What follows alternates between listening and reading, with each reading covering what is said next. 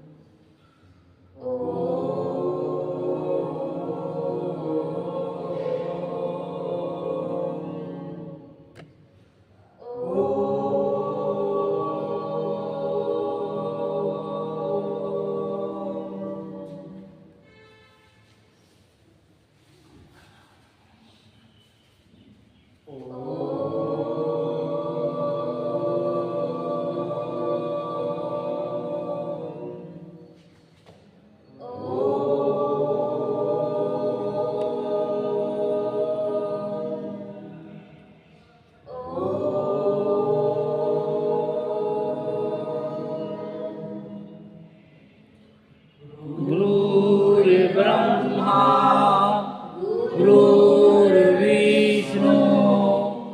गुरुर्देवो महेश्वरा गुरुर्साक्षात् परम ब्रह्मा तस्मै श्री गुरुवे नमः।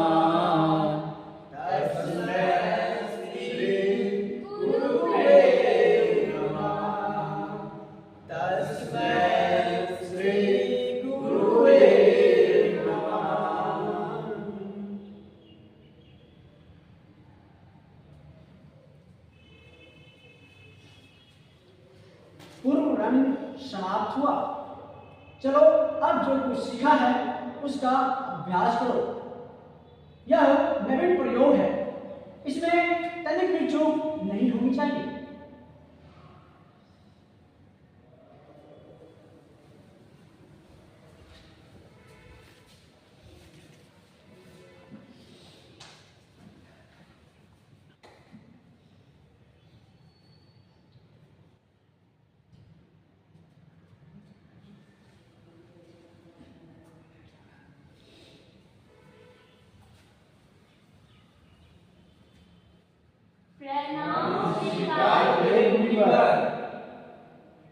सदा स्नेही बने रहे।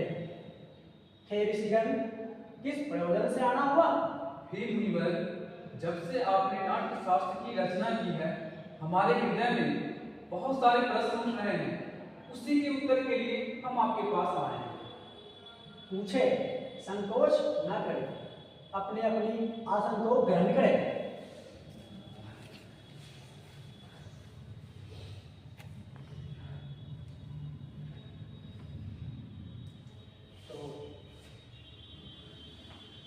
मुनिवर, नाट्य शास्त्र की उत्पत्ति कैसे है और इसका उद्देश्य क्या है?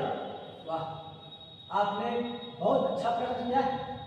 यह प्रश्न केवल नाटक को नहीं बल्कि जीवन के सार को समझने का माध्यम है। जब त्रेता युग में मनुष्य काम लोभ से वशीभूत होकर अधर्म संघर्ष की ओर बढ़ने लगा, तब इंद्र जी ने ब्रह्मा जी से प्रार्थना की कि ऐसा कोई माध्यम हो जिसमें देखना छूना एक साथ हो, जिससे मनुष्य धर्म अर्थ मोक्ष के मार्ग पे लौट सके। लेकिन गुरुदेव, वेद तो ज्ञान का भंडार है, उसमें जगत का रहस्य छिपा हुआ है। फिर ये उद्धरण के लिए, उन्नति के लिए पर्याप्त थे, फिर ये नया वेद क्यों? इसलिए कि समस्त जन को सुलभ हो, सामान्य जन को नाटक के माध्यम से शिक्षा के मार्ग पर, धर्म के मार्ग पर ले जाया सके। इसी मंगल उद्देश्य से ब्रह्मा जी ने चारों वेदों को, तत्वों को मिलाकर नाट्य वेद की रचना की है। चारों वेदों के तत्व वे क्या है गुरुदेव?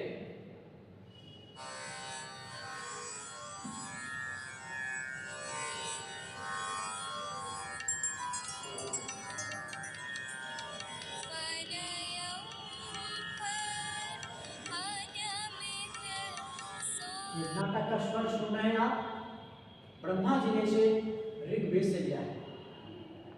क्या सुंदर गान का आधार साम है। यजुर्वेद से अभिनय और अथर्ववेद से रस लिया गया है। ब्रह्मा जी ने चारों वेदों के अंगों को मिलाकर नाट्य शास्त्र की उत्पत्ति की है। गुरुदेव, तो क्या नाटक सिर्फ देवताओं के लिए बनाया गया है? नहीं, यही प्रश्न दानव ने ब्रह्मा जी के सामने रखा था। ब्रह्मा जी ने उत्तर दिया था कि नाट्य शास्त्र सभी के लिए है। देवताओं, दानवों, मनुष्यों के शुभ अशुभ कर्मों को दिखलाने वाला होता है। नाटक तो दुख से, थकावट से, शोक से पीड़ित लोगों को आराम देने वाला होता है। इसमें सारे रस, भाव, कार्यों, शिल्पों, शास्त्रों का समावेश है। ऐसा कोई ज्ञान नहीं, ऐसा कोई कार्य नहीं जो नाटक में नहीं हो। अद्भुत समस्त सृष्टि का समावेश, लौकिक और अलौकिक। हाँ ऋषि, आप नाट्य कला को सभी कलाओं का उद्गम कर सकते हैं। क्या सभी कलाओं का संगम कर सकते हैं? मुनिवर, नाट्य कला तो अद्भुत कला है या उतनी ही जरूरी है जितना जीवित रहने के लिए सांस लेना।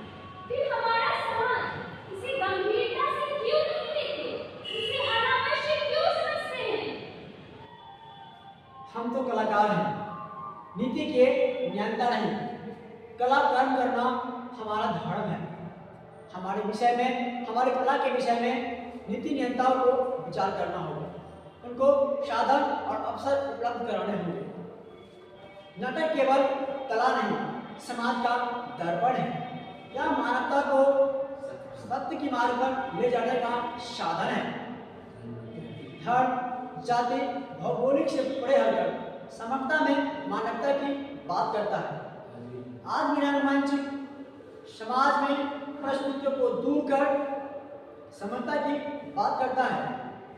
यह भाव निसंदेह धरती को स्वर बना सकती है। निसंदेह मुनिवर, कला विहीन समाज तो पशुओं का समाज होता है।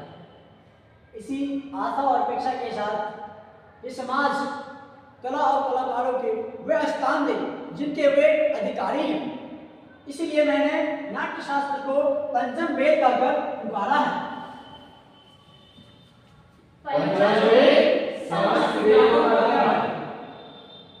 हे ऋषिगण, हमारे रंगकर्मी पुत्र आपके स्वागत के लिए अपनी प्रस्तुति तैयार कर आपकी प्रतीक्षा कर रहे हैं। चलिए नाटक को देखकर आनंद लीजिए।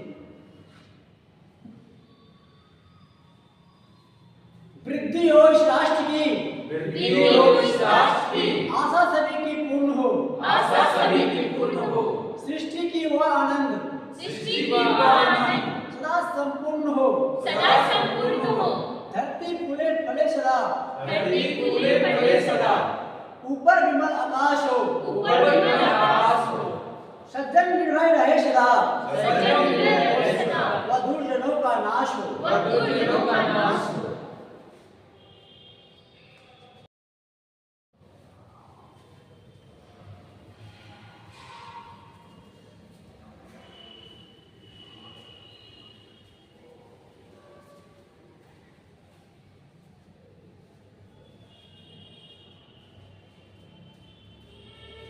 धन्यवाद।